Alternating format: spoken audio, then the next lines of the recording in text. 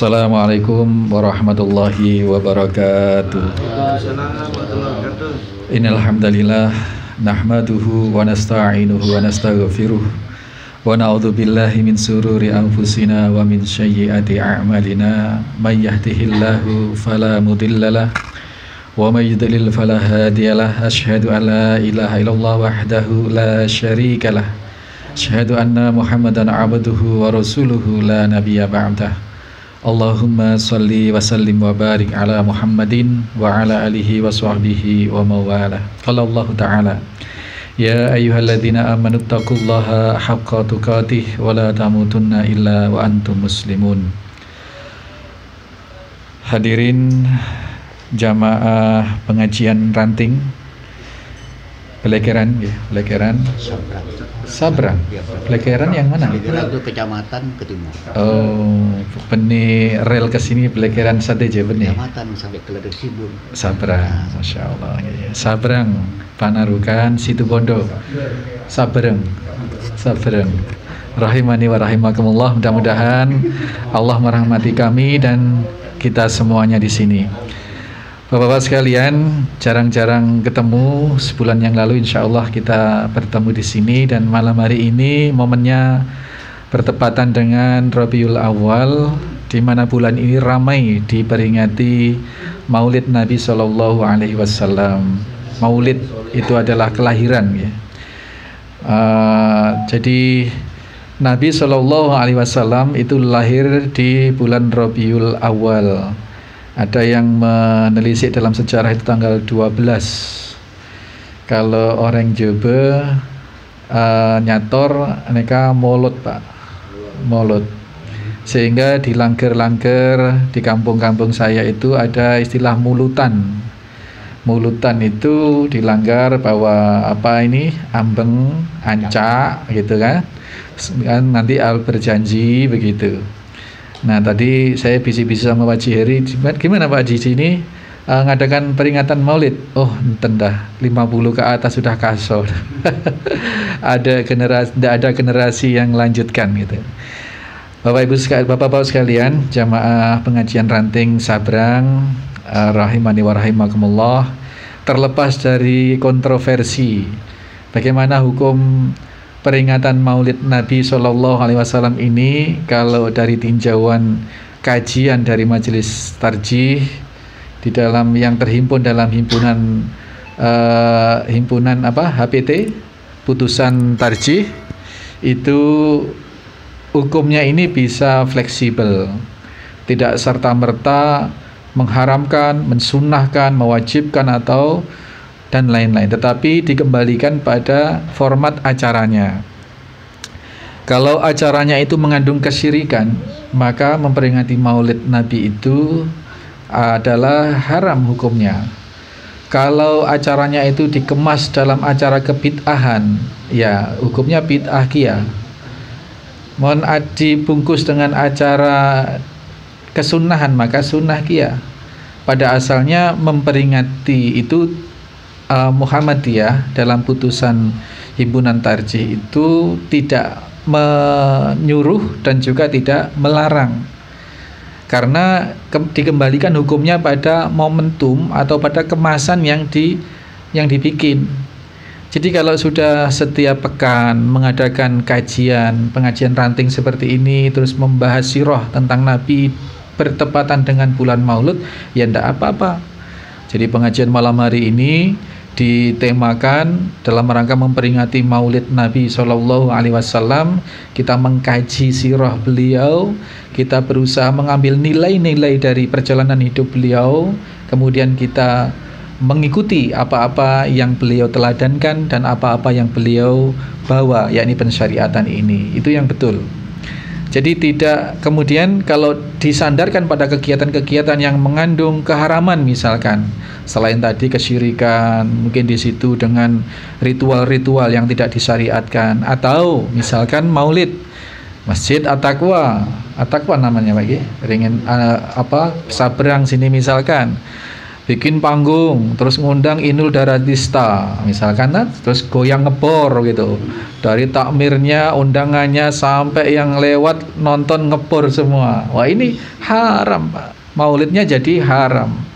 Tapi kalau memang dikemas dalam seperti ini, kajian atau diadakan acara peringatan yang sifatnya mubah, di situ tidak ada keharaman yang dilakukan, tidak ada khomer, tidak ada suara wanita yang dimerdu-merdukan, nyanyian, apalagi sampai joget-joget, atau kesyirikan mungkin dengan sesajen-sesajen apa di situ. Ini pada asalnya hukumnya mubah, sehingga terlepas dari kontroversi apapun yang beredar di masyarakat, yang pasti yang tidak ada perdebatan adalah bahwasanya momentum Maulid Nabi kita mengkaji, kita memperdekatkan diri kepada ajaran-ajaran yang dibawa oleh Nabi SAW, yakni Al-Quran dan As-Sunnah ini, dan mengenali lebih dekat beliau, mulai dari keluarganya, mulai dari kelahirannya. Oh, ternyata Rasulullah SAW itu sejak lahir sudah yatim. Dalam beberapa waktu berikutnya disusul Ibunda Aminah meninggal dunia, yatim piatu. Ya, jadi anak-anak yatim sekarang ini, Bapak-bapak sekalian, bisa jadi karena orang-orang besar, para nabi, orang-orang besar sependahulu kita ini oleh Allah diterbitkan atau diorbitkan dengan background yatim. Maka kalau kita ketahui anak-anak yatim, anak-anak asuh kita misalkan, tetangga kita, justru kita besarkan hatinya. Nah, sampean dibikin yatim oleh Allah ini, berbangga, jangan tambah sedih, berbangga, karena orang-orang besar, bahkan Nabi itu lahir dalam keadaan yatim. Bisa jadi sampean ini disiapkan oleh Allah untuk kelak menjadi orang besar, seperti itu diantaranya. Ini Nabi SAW remaja, bocah, sudah ngowan apa Pak? Embi ya, kambing. Dan ternyata karakter penggembala kambing itu berbeda dengan karakter penggembala onta. Di mana-mana kita sampaikan bahwasanya bergaul dengan binatang saja akan bisa membentuk karakter seseorang.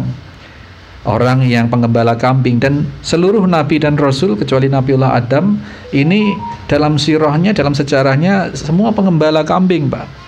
Apalagi Nabi Isa alaihissalam, Nabi Musa sekalipun itu penggembala kambing. Yang kemudian Nabi Musa diambil mantu juragan kambing yang dia ngoan.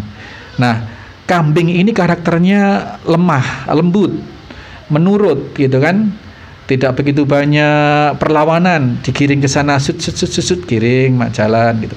Sehingga cenderung melahirkan sikap bagi penggembalanya itu juga orangnya lembut. Jadilah para nabi dan rasul itu lembut hatinya. Nah, kalau onta ini meskipun seperti gelenah, gelenuh, tak ngawak gitu, enggak seperti itu, bandelnya masalah, Pak. Onta itu. Mana kalau sudah disuruh ke daja, ke laok, itu kadek langkahnya itu lebar, sebentar sudah jauh. Jadi penggembala onta itu cenderung kasar, teriak-teriak, ya kayak marah-marah begitu, karena menghalau onta itu setengah mati susahnya. Nah, dalam sejarah para sahabat yang penggembala onta itu adalah Sayyidina Umar bin Khattab radhiyallahu an. Sehingga lahirlah terbiasalah karakter yang keras Sayyidina Umar itu. Rasul sallallahu alaihi wasallam lembut. Ini ibrah yang bisa kita ambil, diantaranya bergaul dengan binatang saja bisa sedemikian berpengaruh pada kepribadian seseorang, apalagi bergaul dengan sesama manusia. Manusia itu daya pengaruhnya luar biasa. Jadi kalau Ibnu Qayyim Al-Jauziyah ini mengelompokkan jenis 4 teman itu, kita bahas di kesempatan yang lain. Pada intinya adalah ketika teman itu bisa membawa kepada ketakwaan kepada kita, itulah teman yang baik. Tidak memberikan ilustrasi-ilustrasi keburukan. Loh Ustadz, apa kemudian tidak boleh kanca dengan orang-orang sejube misalkan? Kancaan dalam arti kalau kita bertemu ramah, kita menyapa, kita senyum, tidak masalah, Pak. Sesekali ya membersamai tidak masalah. Tetapi kalau sudah dijadikan teman karib, sahabat, ini jangan coba-coba, Pak. Ya, barangkali kita berniat, kita akrabi dia, kita jadikan sahabat untuk kita bisa membawa dia, mempengaruhi dia untuk menjadi lebih baik. Tapi jangan berani-berani seperti itu, Pak. Harus tetap ambil cara, kita harus ngukur, karena nafas kita ini pada dasarnya adalah inna nafsa, sesungguhnya nafas ini pribadi kita itu bi'amara bisu. Jadi membawa cenderung mengajak kepada keburukan. Kita sendiri aja loh, Pak, itu masih terbawa-bawa ke keburukan, apalagi kemudian distimulan kepada teman-teman yang memang sudah buruk. Jadi ini diantara hikmah bagaimana karakter seseorang itu sedemikian dipengaruhi oleh apa yang dipergauli setiap hari. Nabi Shallallahu Alaihi Wasallam bahwasanya tidak ada perdebatan di antara semua kelompok yang memiliki paham bahwa maulid seperti ini, seperti itu, seperti ini hukumnya. Tetapi satu hal yang disepakati adalah bahwa ketika memperingati maulid Nabi, kita berkontemplasi kembali. Apa kontemplasi itu? Bermuhasabah kembali. Seberapa kita sudah patorok, kita mutabaah, kita mengikuti apa-apa yang Nabi bawakan, apa-apa yang Nabi ajarkan, dan juga termasuk apa-apa yang oleh Nabi Shallallahu Alaihi Wasallam larang. Itu ya, termasuk diantara misalnya dalam tuntunan yang sahih yang oleh Nabi SAW sampaikan bahwasanya amalan yang dibaca setiap hari Jumat atau malam Jumat itu adalah surat Al-Kahfi. Di antaranya itu. Nah, setidaknya kita mengenali. Kalaupun masih terbiasa dengan kebiasaan surat yang lain, tidak masalah. Kita tidak perlu menghentikan yang lama, tetapi bagaimana kita bisa memulai minimal dalam diri kita sendiri, apakah di rumah, apakah di masjid, apakah di syukur-syukur di perkumpulan seperti ini, kita dawamkan mengikuti kesunahan yang sahih dari Nabi Shallallahu Alaihi Wasallam. Baca surat Al-Kahfi bareng-bareng atau sendiri-sendiri. Terus juga ada amalan menghafalkan 10 ayat pertama dan atau 10 ayat terakhir, karena itu fadilahnya akan terhindar dari fitnah Dajjal. Kalau surat Al-Kahfi tadi itu malam Jumat, siapa yang baca malam Jumat maka dia akan disinari antara dirinya dengan Baitullah. Dan kalau dibaca di siang hari surat Al-Kahfi itu, maka dia akan mendapatkan cahaya, mendapatkan penjagaan hingga Jumat berikutnya, di antaranya itu. Itu Bapak Ibu sekalian. Terus kemudian di antara ini secara global kita sampaikan bahwasanya momentum Maulid Nabi adalah momentum bagaimana kita bermuhasabah, berkontemplasi seberapa kita mengikuti apa-apa yang Nabi bawa. Oleh karenanya malam hari ini itu luas. Apa-apa yang Nabi bawa itu luas. Pensyariatan dari A sampai Z itu luas. Al-Quran 30 juz ajarannya itu harus kita ikuti, kita mengerti. Al-Qurannya kita baca, kita hafal syukur-syukur gitu. Terus malam hari ini kalau kita mau bahas panjang lebar itu jelas tidak cukup waktu dan akan sangat membosankan karena waktunya kepanjangan. Maka demi agar mendapatkan sesuatu yang kita bisa bawa pulang nanti, diantaranya adalah bimbingan Nabi Shallallahu Alaihi Wasallam merupakan bocoran. Ada kunci surga. Amalan ini amalan begitu ringannya, insya Allah begitu ringan dan sudah sehari-hari kita laksanakan. Tapi sesuatu yang kita laksanakan apabila tidak didasari dengan pengetahuan, dengan keilmuan, niat ikhlas, kemudian mutabaah, kemudian ihtisab, mengharap pahala, maka hasilnya tidak akan seperti yang apabila kita lakukan dengan ikhlas, mengikuti apa yang disampaikan oleh Nabi dan dengan pengharapan atas janji Allah Subhanahu wa taala. Hal kecil yang akan kita dawamkan, yang sudah didawamkan, yang sudah membiasakan, alhamdulillah. Yang belum, barangkali ada sabda Nabi Shallallahu Alaihi Wasallam, man tawaddo'a fa ahsanal wudu. Barang siapa yang berwudu kemudian memperbagus wudunya, Ini sebenarnya mengandung cabang ilmu yang lain. Berarti kita harus menggali, membaguskan wudu itu yang bagaimana. Ini ilmu tersendiri. Nanti bisa dikaji di kesempatan yang lain, mungkin dengan kajian-kajian yang lain. Praktek wudu, kalau tadi sudah ada praktek sholat jenazah, dihafalkan setiap malam Jumat, alhamdulillah. Nah, wudu ini juga harus kita betul-betul baguskan.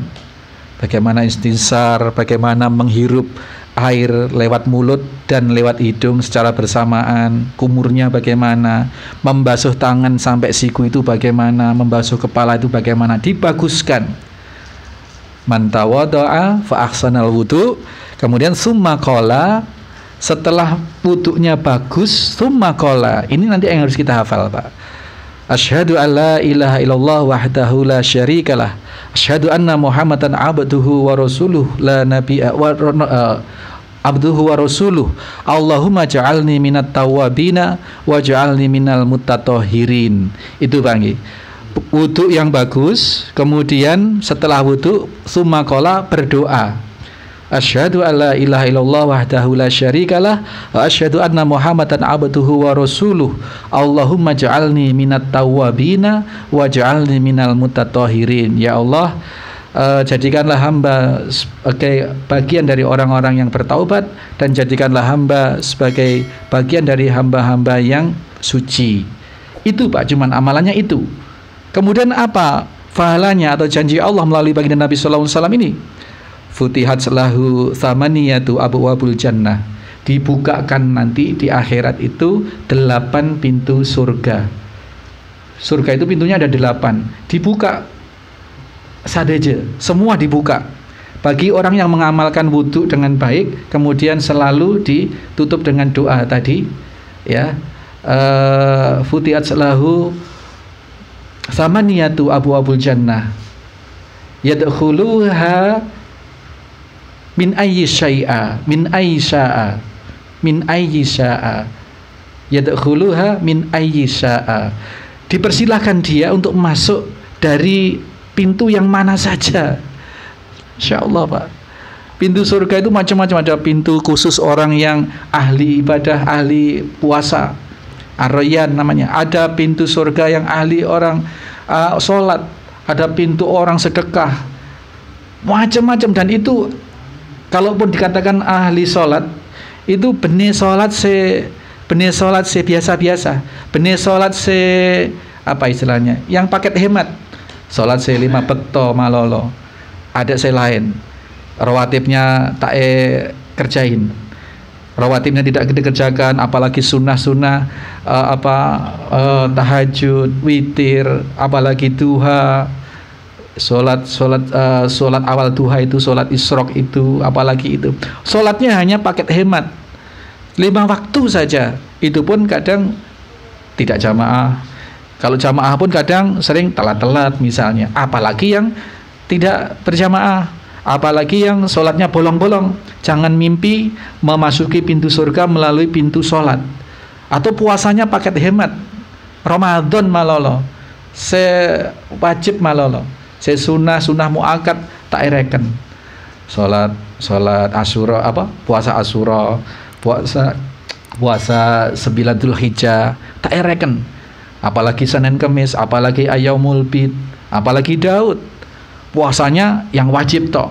Nah, bagi yang paket hemat seperti itu tidak termasuk dalam Ar-Rayyan, tidak bisa memasuki Ar-Rayyan, karena Ar-Rayyan ini pintunya ahli puasa, orang yang puasanya tidak hanya puasa yang wajib, tetapi istimewanya Bapak-bapak sekalian, Rasul sallallahu alaihi wasallam memberikan ini tadi, amalan yang relatif ringan. Ini dalam rangka kita mengikuti mengilmui apa yang Nabi bawa, di antaranya ini wudu, aksanal wudu, yang membaguskan wudu, baguskan Pak wudunya supaya bisa bagus. Ajar Pak, kalau baru di at-taqwa khusus pasolatan itu dipraktikkan mulai berwudunya bagaimana, membasuh kaki itu bagaimana sampai mata kaki, di celah-celah jari itu harus digosok-gosok pakai celah-celah jari, saling menselan-selai tangan jari itu 3 kali, sunnahnya boleh juga 1 kali itu. Kemudian doa tadi. Saya tanya sekarang bapak-bapak, insya Allah hafal semua ya doa tadi? Hafal Pak? Kalau enggak, ayo kita lafalkan beberapa kali aja sebagai bentuk pertanggungjawaban saya di depan Allah bahwa saya sudah sampaikan ini. Monggo. Asyhadu alla ilaha illallah, asyhadu anna Muhammadan abduhu wa rasuluh. Allahumma ja'alni minat tawwabina waj'alni minal mutatahhirin. Ulangi ya Pak. Asyhadu alla ilaha illallah, asyhadu anna Muhammadan abduhu wa rasuluh. Allahumma ja'alni minat tawwabina waj'alni minal mutatahhirin. Sudah 2 kali saja, insyaallah ini sehari-hari sudah kita lakukan. Tetapi apabila tidak ada keilmuan atau pengetahuan tentang fadilahnya, apalagi kemudian tidak ada pengharapan untuk memperoleh terbukanya pintu surga yang bebas kita masuki lewat mana saja, maka kurang sempurna Pak. Satu amal ibadah landasannya harus 3. Yang pertama beriman jelas, yang kedua harus ikhlas, yang ketiga harus mutabaah mengikuti caranya Nabi, dan berikutnya adalah ihtisab. Itu mengharap pahala, mengharap kebaikan dari apa yang kita lakukan dari itu dari Allah Subhanahu wa taala. Sangat banyak keteladanan yang kita atau keilmuan yang diajarkan oleh Nabi Shallallahu Alaihi Wasallam kita kupas di dalam kegiatan-kegiatan peringatan Maulid Nabi tanpa embel-embel ritual mahdoh, ritual khusus yang lain-lain Pak. Ritual khusus yang lain-lain. Ini yang dibolehkan di dalam rujukan atau di dalam literatur putusan himpunan tarjih Muhammadiyah. Jadi seperti itu. Mudah-mudahan yang sedikit sekilas ini oleh-olehnya nanti kalau wudu tidak langsung selesai langsung ngelang Pak, ya berhenti dulu sejenak, syukur-syukur menghadap kiblat dan membaca doa itu. Man tawaddo'a ahsanal wudu summa qala asyhadu alla ilaha illallah asyhadu anna Muhammadan abduhu wa rasuluh. Allahumma ja'alni minat tawabina wa ja'alni minal mutatahhirin. Ya, kemudian dibukakanlah 8 pintu surga dan yadkhuluha, dia dipersilahkan masuk min ayyi sya'a, dari arah atau dari pintu yang mana saja. Mudah-mudahan dengan amalan ini, amalan-amalan Pak, amalan apa ini? Pintas Pak. Amalan pintas. Itu sudah mencakup, melingkupi kita sebagai ahli puasa, sebagai ahli sholat, sebagai ahli sedekah. Ya, karena apa? 8-8-nya sudah dibuka, insya Allah. Pak, demikian. Mudah-mudahan yang sekilas ini cukup membekas dan nanti bisa dijadikan bahan amaliyah tambahan di rumah, dan itu diantara pengharapan kita, sangu kita. Ketika kelak kita meninggalkan dunia ini, kita punya andalan amalan, ijazah dari Nabi Shallallahu Alaihi Wasallam. Berwudu, mendawamkan wudu, batal wudu lagi, meskipun tidak waktunya mau sholat, begitu, dengan wudu yang baik, terus kemudian berdoa seperti ini. Subhanakallahumma wa bihamdika asyhadu alla ilaha illa anta astaghfiruka wa atubu ilaik. Assalamualaikum warahmatullahi wabarakatuh. Waalaikumsalam.